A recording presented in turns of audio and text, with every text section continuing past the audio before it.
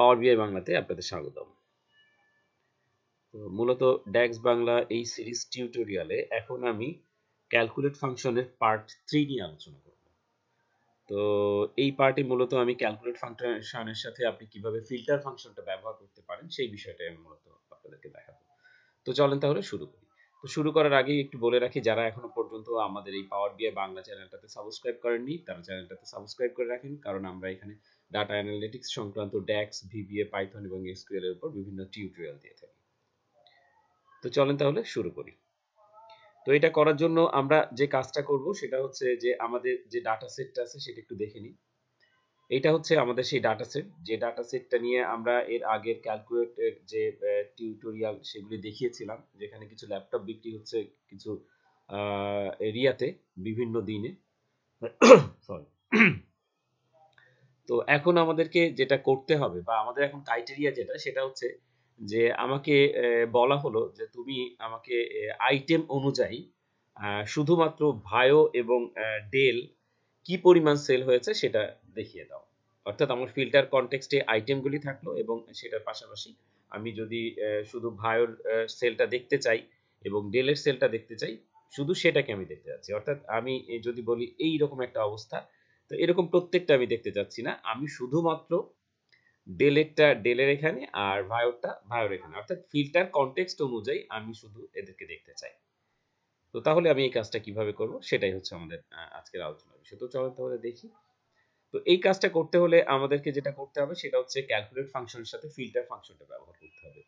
তো ক্যালকুলেট ফাংশনটা তো আমরা আগেই বলেছি যে ক্যালকুলেট ফাংশনটা আপনার এর যে ফিল্টার কনটেক্সট থাকে সেই ফিল্টার কনটেক্সটটাকে মডিফাই করে থাকে এবং এর প্যারামিটার হিসাবে সে এক্সপ্রেশন নেয় এবং পাশাপাশি কিছু ফিল্টার নিয়ে থাকে, যে ফিল্টারগুলি আপনার দরকার হয়ে থাকে। আরেকটা যেটা আমরা ইউজ করব সেটা হচ্ছে ফিল্টার ফাংশন, যেটা আমরা অলরেডি আমাদের আগের টিউটোরিয়ালে দেখেছি। ফিল্টার ফাংশন কি করে থাকে? ফিল্টার ফাংশন সে নিজে টেবিল এখানে ফিল্টার করার জন্য এখানে প্যারামিটার হিসেবে দুইটা অপশন নিয়ে থাকে। একটা হচ্ছে সে টেবিলকে একটা প্যারামিটার হিসেবে নেয়, আর একটা প্যারামিটার হচ্ছে আপনি কি ফিল্টার করতে চান সেটা সে এখানে নিয়ে নেয়। তো ফিল্টার ফাংশন আসলে সবকিছু নেওয়ার পরে সে তার একটা টেবিলকে রিটার্ন করে থাকে আমাদেরকে। তো এই যে বিষয়ে আমাদের আগে টিউটোরিয়াল আছে, আপনারা চাইলে আমাদের সেই আগের টিউটোরিয়ালগুলো দেখে আসতে পারেন। আমি আমাদের ডেসক্রিপশন বক্সে এই ফিল্টার টিউটোরিয়ালের উপরে যে টিউটোরিয়ালটা আছে সেটা লিংকটা দিয়ে দেবো। তো চলেন তাহলে এটা সম্মিলিতভাবে আমরা কি করতে পারি সেটা একটু দেখি।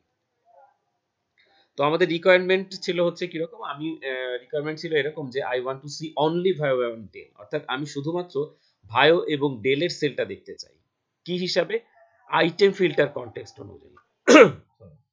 যখন আপনার ফিল্টার কনটেক্সটের আইটেম ফিল্টার কনটেক্সট থাকে সেই অনুযায়ী আমি ভায়ো এবং ডেলের সেলস অ্যামাউন্টটা দেখতে চাচ্ছি।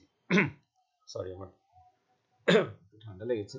এনিওয়ে, তো এটার জন্য আমি যেটা করেছি, প্রাইমারি হিসাবে আমি একটা মেজর তৈরি করেছিলাম যেটা টোটাল অ্যামাউন্টের উপরে আমাদের এখানে যে কলামটা ছিল সেই কলামের উপরে আমি টোটাল অ্যামাউন্টটা তৈরি করেছি। এখন আমি যেটা করব সেটা হচ্ছে আমাদের এই ক্রাইটেরিয়া অনুযায়ী আমরা একটা মেজর তৈরি করব। তো চলেন সেটা করি। নিউ মেজর, নিউ মেজরে যাওয়ার পর মেজরটার নাম আমি দিয়ে দিলাম suppose sell only Vaio and Dell, অর্থাৎ sales only Vaio and Dell. তো এটার জন্য আমি কি করতে পারি, এটার জন্য আমি ক্যালকুলেট ফাংশন ব্যবহার করব। করার পর আমার এক্সপ্রেশনটা কি হবে? টোটাল অ্যামাউন্ট, যেহেতু আমি ওটাকে আগেই তৈরি করে রেখেছি, টোটাল অ্যামাউন্টটা আমি দেখতে চাচ্ছি। এখন বিষয়টা হচ্ছে নেক্সট প্যারামিটার হিসেবে আমি কি করব, যেহেতু আমি ফিল্টার কনটেক্সট অনুযায়ী আমি এই যে ফিল্টারগুলি চাচ্ছিলাম অর্থাৎ ভায়ো এবং ডেল সেগুলিকে দেখতে চাচ্ছি, এই জন্য আমাকে যেটা করতে হবে সেটা হচ্ছে ফিল্টার ফাংশনটা আমাকে ব্যবহার করতে হবে।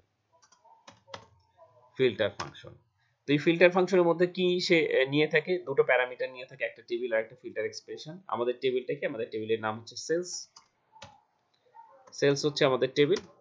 দেন হচ্ছে সেকেন্ড প্যারামিটারে যদি আমি ফিল্টারে যাই তাহলে ফিল্টার এক্সপ্রেশন, ফিল্টার এক্সপ্রেশনে আমি বলে দিতে পারি আমাদের ক্যালকুলেটের যে দুইটা ফিল্টার দরকার ছিল সেই ফিল্টার দুইটাকে আমি এই ফিল্টার ফাংশনের মধ্যে এক্সপ্রেশন হিসেবে ব্যবহার করতে পারি, যেটা ফিল্টার এক্সপ্রেশন। তো সেটাকে আমরা কি করতে পারি? এটার জন্য আমরা যেটা করতে পারি সেটা হচ্ছে আইটেম, আইটেম ইকুয়াল টু প্রথমে Vaio then Dell. So item, item equal to Vaio বানানটা অবশ্যই খুব গুরুত্ব সহকারে দেখবেন, ছোট হাতের যেন না হয়, ঠিক যেমন আছে তেমন। অ্যান্ড, সরি, অর, দুটো পাইপলাইন। আরেকটা কি? আরেকটা হচ্ছে ডেল, ডাবল, দেন এন্টার।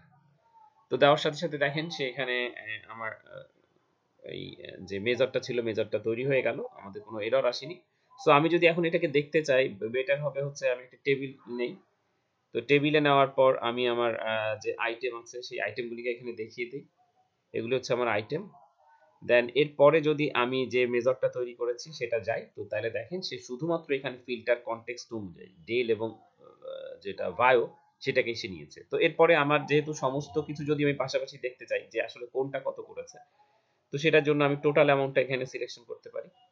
টোটাল অ্যামাউন্টটাকে দরকার হলে একটু উপরে উঠিয়ে দেই বোঝার জন্য। তো দেখেন এখানে দেখিয়ে দিচ্ছে যে আপনার এসার এত, আসুস এত, ডেল এত, লেনোভো এবং ভাইও এত। তার মধ্যে আমি কি করেছি? আমি এই যে যে মেজরটা তৈরি করেছি, অনলি ভাইও অ্যান্ড ডেল এর যে সেলস, সেটাকে যদি আমি এখানে বসিয়ে দেই, তাহলে ও কিন্তু সেই ফিল্টার কনটেক্সট অনুযায়ী শুধুমাত্র ডেলেরটাই এখানে দেখাচ্ছে এবং ভায়োরটা এখানে দেখাচ্ছে। কারণ কি? কারণ হিসাবে আমি ভিতরে ফিল্টার ফাংশনটা ব্যবহার করেছি ক্যালকুলেট ফাংশনের মধ্যে। আর ক্যালকুলেট ফাংশন কি কাজ করে? ক্যালকুলেট ফাংশন হচ্ছে আপনার এখানে ফিল্টার যে কনটেক্সটটা থাকে, ফিল্টার কনটেক্সটটাকে ইগনোর করে কাজ করে। আমি প্রথমে সেইগুলোকে এই জন্য ইগনোর করে দিয়েছি। এর ভিতরে আমি কি ব্যবহার করেছি? Filter function. আর ফিল্টার ফাংশন হিসেবে সে কি কাজ করেছে? এইটার যে ফিল্টার সেই অ্যামাউন্টটা সেখানে বসিয়ে দিয়েছে। এই জন্য আমাদের রেজাল্টটা ঠিক এরকম চলে এসেছে। তো এটাকে যদি একটু বড় করে দেই আমি দেখার সুবিধার জন্য। Sorry, sorry.